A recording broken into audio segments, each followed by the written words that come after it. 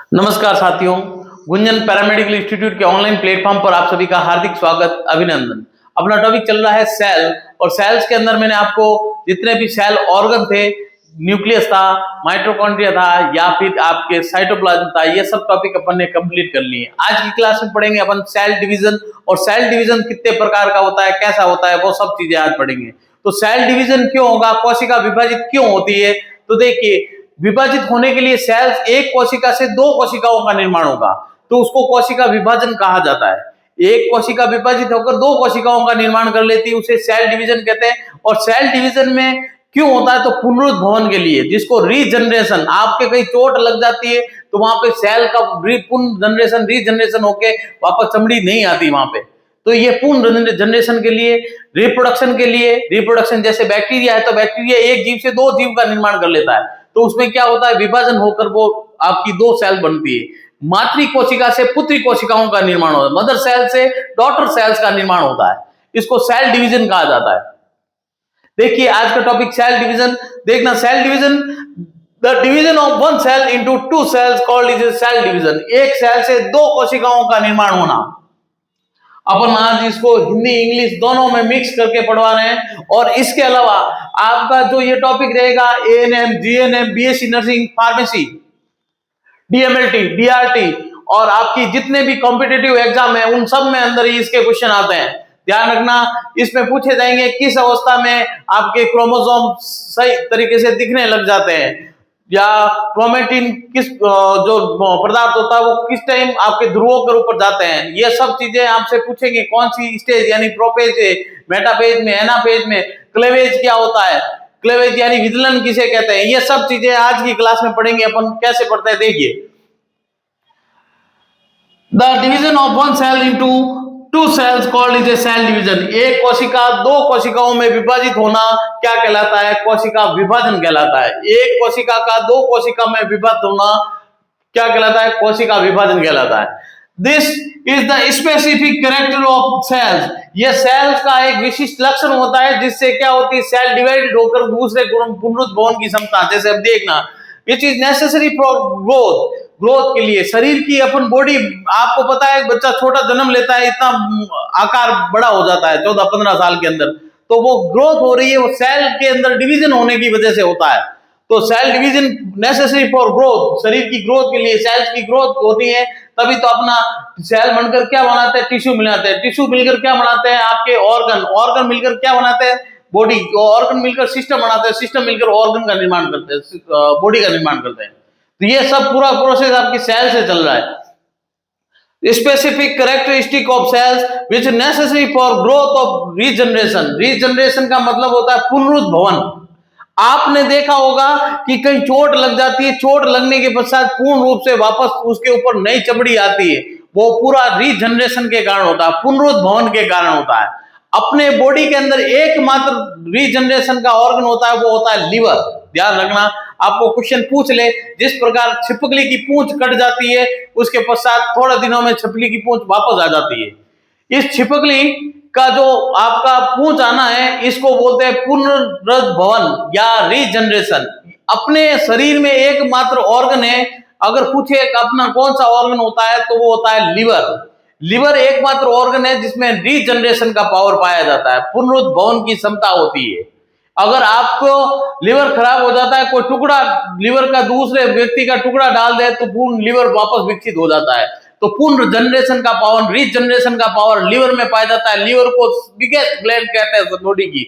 Liver chemical factory होती है body की। ये सब चीजें क्वेश्चन आपके दिमाग में होने चाहिए कि आपका सबसे बिगेस्ट ऑर्गन होता है, बिगेस्ट ग्लैंड होती है, बिगेस्ट ऑर्गन स्किन होती है। ध्यान रखना, स्किन सबसे बिगेस्ट ऑर्गन, अगर पूछे सबसे बिगेस्ट ग्लैंड कौन सी है तो लीवर होती है। तो देखिए, रीजनरेशन एंड रिप्रोडक्शन ईटीसी, ये सब कार्य किसमें होते हैं, सेल डिवीजन के कारण होते हैं। सेल विभाजित होगी तो उसमें रीजनरेशन होगा, रिप्रोडक्शन होगा, ये सब चीजें इसके स्पेसिफिक लक्षण होते हैं सेल के। आपको पहले लिखने का रीजन ये है कि आपको लिखने के पश्चात टाइम कम मिले, नहीं तो मैं अभी साथ में लिखता हूं तो क्या होता है, टाइम ज्यादा लगता है। कभी बच्चे मेरे को पूछते हैं, सर पहले क्यों लिखते हो, तो पहले लिखने का काम यह है कि आपको कम टाइम में अच्छा नॉलेज मिल जाए। और आपको पता है जो आपका डिजिटल बोर्ड काम लेते हैं वो भी तो पीपीटी से पढ़ाते हैं। अपन पूरी मेहनत करके आपको एक एक चीज पढ़ा रहे हैं। तो बने रहना गुंजन पैरामेडिकल इंस्टीट्यूट के ऑनलाइन प्लेटफॉर्म पर। देखिए भैया, रीजनरेशन और रिप्रोडक्शन, यहां देखिए यह कोशिका का एक विशिष्ट लक्षण है जो वर्दी सेल्स की ग्रोथ के लिए पुनरुद्भवन यानी रीजनरेशन, यानी आपका कोई भी ऑर्गन कट जाता है, जैसे आग हाथ में कोई चोट लग गई है तो उस चोट लगने के पश्चात वहां पे आपको पता है सेल वापस ग्रोथ करके पूरा एकदम ग्रोथ होता है, पूरी रूप से नई स्किन आती है, तो ये होती है पुनरुद्भवन। प्रजनन यानी रिप्रोडक्शन के लिए सेल क्या होगी, रिप्रोडक्शन करके दो नई कोशिकाओं का निर्माण करती है। जैसे बैक्टीरिया के अंदर देखते हैं तो बैक्टीरिया क्या करता है, मदर सेल से दो सेल डिवीजन होकर दो सेल का निर्माण कर देती है। बाइनरी फ्यूजन होता है उसके अंदर, क्या होता है बाइनरी फ्यूजन, उससे न्यू डॉटर सेल का निर्माण होता है। इसी प्रकार अपने बॉडी के अंदर ये क्या करेगी, रिप्रोडक्शन करेगी और अब नए सेल्स का निर्माण करेगी। देखिए, और ये अगर पूछे आपको सेल डिवीजन कितने प्रकार का होता है, दो प्रकार का होता है। सेल डिवीजन दो प्रकार का होता है, वो टू टाइप देखना। सबसे पहला होता है आपका माइटोसिस, माइटोसिस, दूसरा होगा मियोसिस। माइटोसिस को बोलते हैं हिंदी में समसूत्री विभाजन। समसूत्री यानी सूत्रों का समान विभाजन, गुणसूत्रों का समान विभाजन होगा। इस सेल डिवीजन के अंदर हमेशा सेल डिवीजन जैसी कोई पुत्री कोशिका बनेगी उसके अंदर गुणसूत्रों की संख्या मदर कोशिका के समान रहेगी, इसलिए इसको बोलते हैं समसूत्री विभाजन। समसूत्री विभाजन माइटोसिस। इस माइटोसिस में क्या होगा कि जैसे ही डिवीजन होगा, इसमें डिवीजन होने पर दो दो पुत्री कोशिकाओं का निर्माण होगा, उनमें गुणसूत्रों की संख्या क्या रहेगी, समान।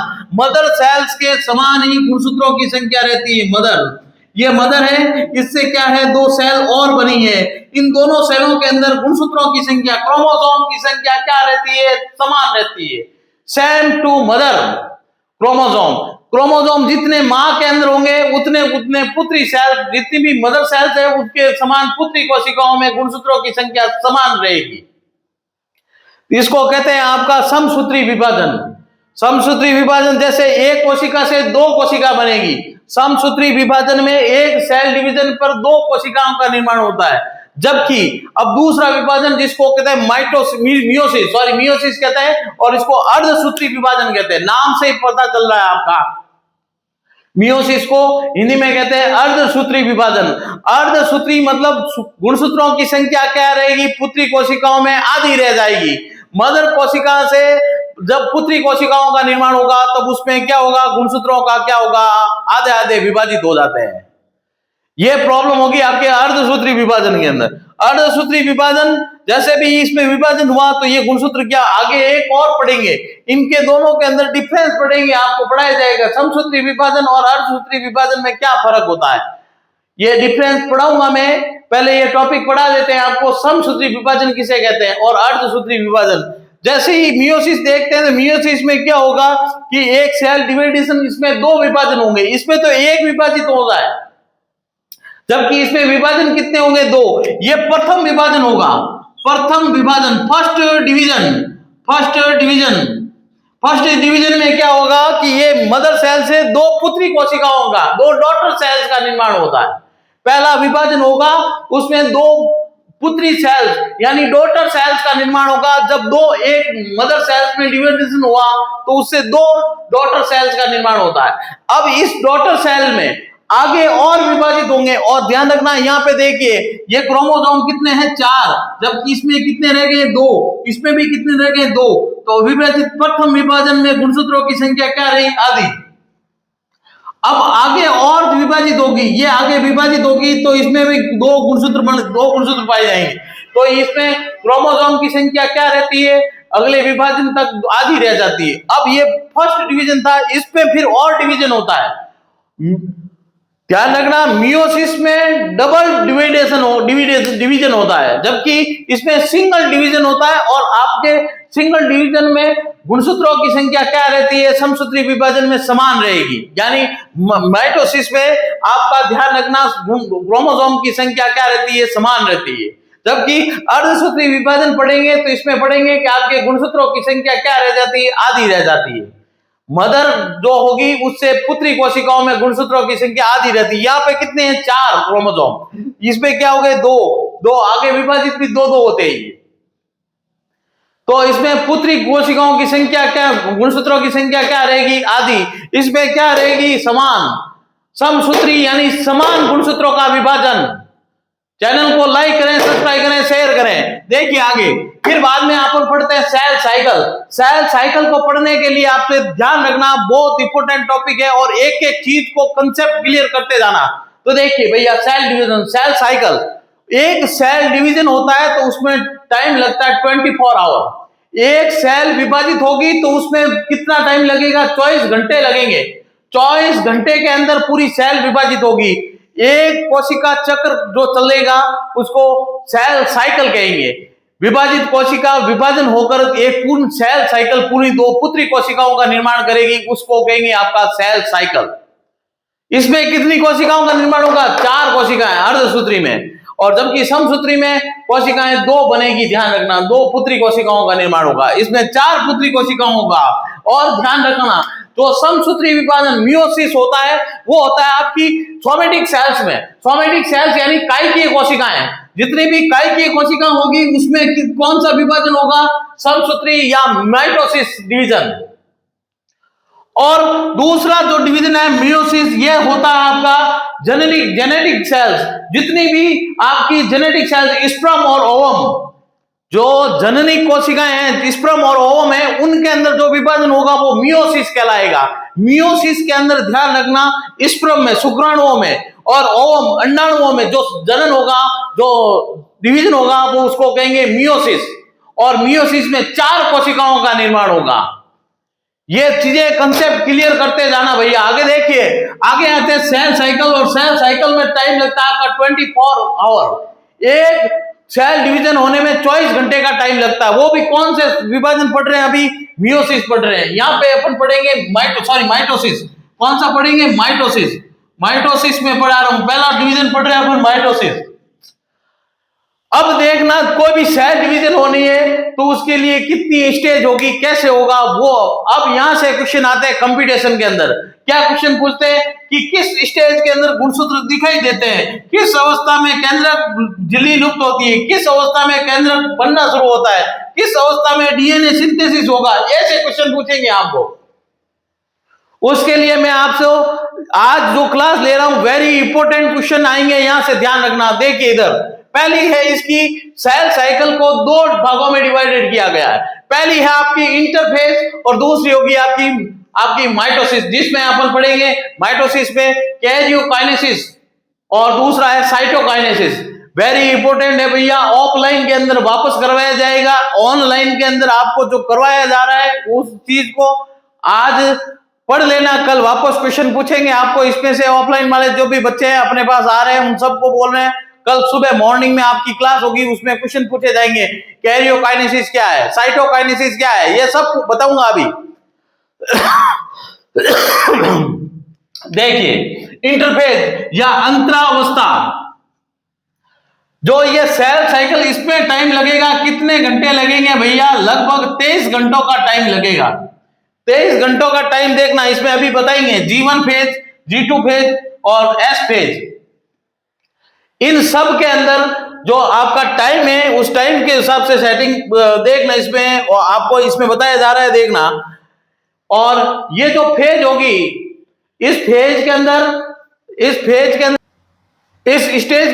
23 आवर यानी लगभग 23 घंटे लगेंगे इसमें। वो 23 घंटे कैसे कंप्लीट होंगे? देखो, एक सेल साइकिल को मैंने क्या बोला? 24 आवर।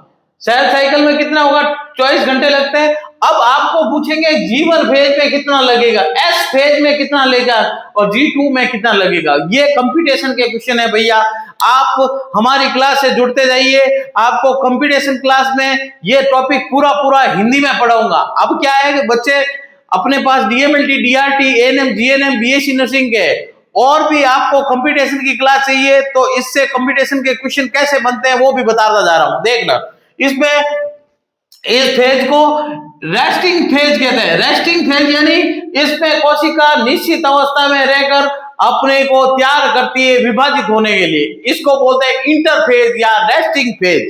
रेस्ट कर रही है कोशिका, और रेस्ट करते वक्त अब देखना पहली फेज आती है, इसको तीन फेज होगी। इसकी कितनी फेज होगी? 3। पहली होगी आपकी G1 फेज, दूसरी होगी S फेज, तीसरी होगी G2 फेज। अब देखना जो G1 फेज है, इस फेज में सबसे ज्यादा टाइम लगेगा। कितना टाइम लगेगा भैया? 11 घंटे लगेंगे। इसमें कितने घंटे लगेंगे? यहाँ पे लिखा हुआ नहीं है मेरे, लिखा हुआ है, हाँ लिखा हुआ है, ये देखिए 11 घंटे। इसमें कितना टाइम लगेगा? 11 घंटे का टाइम लगेगा लगभग। अब कहोगे सर किसी बुक में 12 घंटे दे रखे हैं, तो 11 से 12 दे रखा। अगर ऑप्शन में क्वेश्चन आएगा तो आपको 11 से 12 देंगे। लगभग आपका 11 घंटे लगेंगे इसमें। और 11 घंटे में इस फेज को कहते हैं ग्रोथ फेज। इस फेज को क्या बोलते हैं? Growth phase. और पहली फेज फर्स्ट ग्रोथ फेज, इसको क्या बोलेंगे? First growth phase. इस ग्रोथ फेज के अंदर क्या होगा देखना, इसमें सिंथेसिस कुछ नहीं होगा, सिर्फ ओनली रेस्ट कर रही है, ग्रोथ कर रही है cell. Also called is a growth phase first. इसको क्या कहेंगे? Also called growth phase first. इसको ग्रोथ फेज फर्स्ट कहा जाता है। दिस फेज, इसमें आपका 11 आवर का टाइम, ये बता चुका हूं आपको, 11 घंटे का समय लगेगा। DNA not synthesize occurring during this phase. इस फेज में डीएनए का सिंथेसिस नहीं होगा। G1 फेज में डीएनए का सिंथेसिस नहीं होगा। डीएनए को कहते हैं डीऑक्सीराइबोन्यूक्लिक एसिड, इसका सिंथेसाइज नहीं होता है G1 फेज में। ग्रोथ फेज फर्स्ट कह रहे हैं। फिर इसके पश्चात देखना, it also called a pre DNA synthesis phase. इसको क्या कहते हैं? प्री डीएनए, यानी पहले डीएनए सिंथेसिस से पहले की फेज कह रहे हैं G1 फेज, ग्रोथ फेज। और इसके पश्चात आती है आपकी, जिसको it is also called a pre DNA synthesis phase, DNA synthesis से पहले की फेज। अब जो आगे आएगी उसमें क्या होगा? डीएनए सिंथेसिस होगा, जिसको कहते हैं अपन सिंथेसिस फेज, एस फेज या सिंथेसिस फेज। क्या बोलेंगे? सिंथेसाइज फेज, या इसको बोलेंगे S phase. S phase, DNA synthesise occurring during this stage and most of the histone protein synthesize. आपको पता है कि न्यूक्लिक अम्ल के लिए, डीएनए के लिए सबसे ज्यादा प्रोटीन सिंथेसिस के लिए जो जिम्मेदार होता है वो होता है हिस्टोन प्रोटीन। और हिस्टोन प्रोटीन डीएनए सिंथेसाइज होता है आपके सिंथेटिक फेज में। इसको कहते हैं एस फेज या सिंथेटिक फेज। इसमें आपका सिंथेसिस होता है डीएनए का। DNA synthesise occurring during this stage and most of the histone protein synthesise. इसमें हिस्टोन प्रोटीन सिंथेसाइज होते हैं। अब सेल की जो ये फेज होती है इसको इंटरफेज कहते हैं। अब इस पे एस फेज में हो गया, और इसमें टाइम कितना लगेगा देखो 11, और इसके पश्चात लगेगा आपका 8 घंटे लगेंगे इसमें एस फेज में। अब पहले कितनी G1 फेज में 11 घंटे, 8 घंटे और 4 घंटे, 11 8 कितने हो गए? 19 और आपके 4 कितने हो गए? 23 घंटे टोटल। देखिए भैया 23 घंटे टोटल गिनवा रहा हूं आपको। ये अब आपको 24 घंटे में से 23 घंटे हो गए। अब 1 घंटा और बचेगा, वो चलेगा आपका मियोसिस के अंदर, कैरियोकाइनेसिस और साइटोकाइनेसिस के अंदर। तो देखिए भैया एस फेज में अब आपको क्वेश्चन पूछेंगे डीएनए सिंथेसिस कौन सी फेज में होता है। कंपटीशन के लिए क्वेश्चन बता रहा हूं भैया, ये जो क्वेश्चन बता रहा हूं कंपटीशन के लिए, DMLT, DRT, DNM, BSc nursing, pharmacy, इनके भी एग्जाम होते हैं। उनके अंदर पूछे जाते हैं कि डीएनए सिंथेसाइज कौन सी फेज में होता है। या 12th करने के पश्चात आपके कंपटीशन के एग्जाम दोगे आप, एएनएम पटवारी, ग्राम सेवक, आईडीसी, सीईटी, इन सब के अंदर क्वेश्चन पूछते हैं कि डीएनए सिंथेसिस कौन सी फेज में होता है। तो वो ध्यान रखना कि इंटरफेज की एस फेज के अंदर डीएनए सिंथेसाइज होता है और हिस्टोन प्रोटीन का निर्माण होता है। अब अगली फेज है G2 phase. G2 phase also called is a post DNA synthesize phase. Post यानी वो तो थी G1 phase, pre DNA synthesize phase. अब जो G2 फेज है, ग्रोथ सेकंड फेज है, इसको कहते हैं पोस्ट डीएनए, यानी डीएनए सिंथेसाइज के बाद में जो फेज आती है उसको G2 फेज कहा जाता है। इसके अंदर also called the post DNA synthesize phase. This stage involve the cell growth. Cell की क्या होगी? ग्रोथ होगी। सेल की ग्रोथ होगी, एंजाइम बढ़ेंगे इसमें, और क्या होगा? And protein synthesize. G2 phase में प्रोटीन सिंथेसाइज भी होगा। क्रोमोसोम रेप्लिकेशन, क्रोमोसोम का क्या होगा? रेप्लिकेशन, रेप्लिकेट होंगे तो एक गुणसूत्र से 2 गुणसूत्रों का निर्माण होता है, रेप्लिकेट होते हैं। पुनर्जनरेशन होगा आपका, रेप्लिकेशन कॉपी बनेगी किसकी, क्रोमोसोम की, किसमें, आपकी G2 फेज में, and complete during this stage, इसमें ये G2 फेज में ये पूरा प्रोसेस कंप्लीट होता है। आपको ये चीज कंप्लीट होनी चाहिए कि जो 23 घंटों का प्रोसेस है वो इंटरफेज में होता है। इंटरफेज में सबसे पहले आती है G1 फेज, इसमें किसी प्रकार का कोई प्रोडक्ट का निर्माण नहीं होता है। ये होती है G1 ग्रोथ फर्स्ट फेज, इसको प्री डीएनए सिंथेसिस फेज भी कहा जाता है, और इसमें आपका लगभग 11 घंटे का समय लगता है। याद कर लेना, कंफर्म है कि ये क्वेश्चन यहां से पूछते हैं बार बार। G1 फेज के अंदर ध्यान रखना, इस फेज के अंदर क्या होगा, also called is a growth phase first, this phase 11 और टाइम कितना लगेगा, 11 घंटे का। DNA not synthesize during this phase, DNA इसमें सिंथेसिस नहीं होगा, इसको बोलते हैं प्री डीएनए सिंथेसिस फेज। फिर उसके पश्चात आती है आपकी एस फेज, इसको बोलते हैं सिंथेसाइज फेज, और इसमें डीएनए व स्टोन प्रोटीन का निर्माण होता है, इसलिए इसको बोलते हैं DNA synthesize phase, DNA synthesize phase बोलते हैं। फिर बाद में आती है आपकी G2 फेज, इसके अंदर आपको इसको बोलते हैं पोस्ट डीएनए सिंथेसाइज फेज, इसमें आपको क्या बोलते हैं, पोस्ट यानी डीएनए सिंथेसाइज बाद में फेज है जिसको बोलते हैं G2 phase, growth second phase बोलते हैं। और DNA synthesize phase it stage involve cell growth enzyme and protein synthesize, सब इस G2 फेज के अंदर होता है। फिर उसके पश्चात चलते हैं अपन आगे, इसको बोलते हैं माइटोसिस। माइटोसिस के अंदर ध्यान रखना, समसूत्री विभाजन शुरू हो रहा है, आप ध्यान रखना, ये जो विभाजन होगा उसको समसूत्री विभाजन या माइटोसिस कहेंगे भैया। क्या कहेंगे, माइटोसिस। वेरी वेरी इंपोर्टेंट है, इसमें दोनों पोर्शन पढ़ेंगे अपन।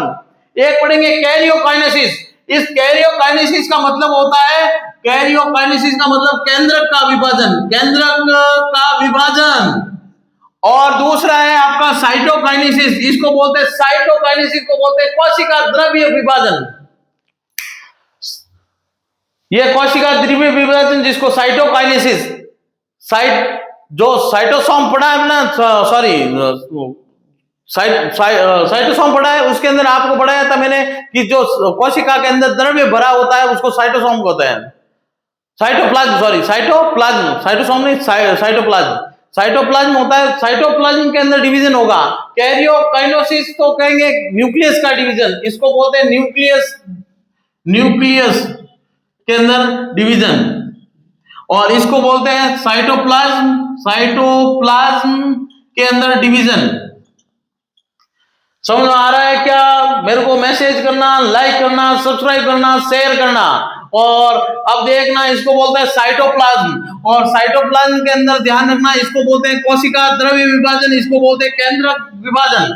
और इसके अंदर कितनी स्टेज होगी, तो देखिए ये जो कंप्लीट होगा 4 स्टेज में कंप्लीट होगा, प्रोफेज, मेटाफेज, एनाफेज और टीलोफेज।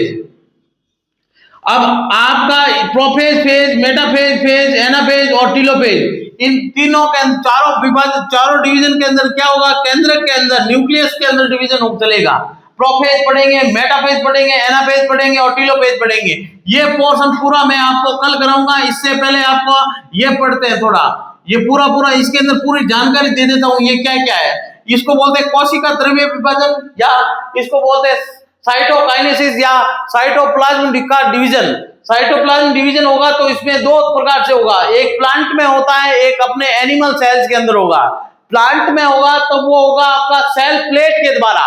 अब कैसे होता है तो ये एक बार समझ लीजिए, कल इसके अंदर और समझाएंगे, ये पूरा पोर्शन में कल, या तो ये इंटरफेज वापस नहीं कराऊंगा, ये माइटोसिस के अंदर जो प्रोसेस है, कैरियोकाइनेसिस और साइटोकाइनेसिस, इसको डायग्राम समेत, इसके एक के डायग्राम बनेंगे, डायग्राम समेत समझाऊंगा कल। और ये तो आपको पोर्शन नहीं समझाया जाएगा वापस, ये आज करवा दिया मैंने, कल मैं आपको समसूत्री माइटोसिस जो है दूसरी फेज, इसके अंदर करवाए जाएंगे आपके कैरियोकाइनेसिस और साइटोकाइनेसिस। कैरियोकाइनेसिस में 4 stage, prophase, metaphase, anaphase, telophase, ये सब चीजें करवाई जाएगी।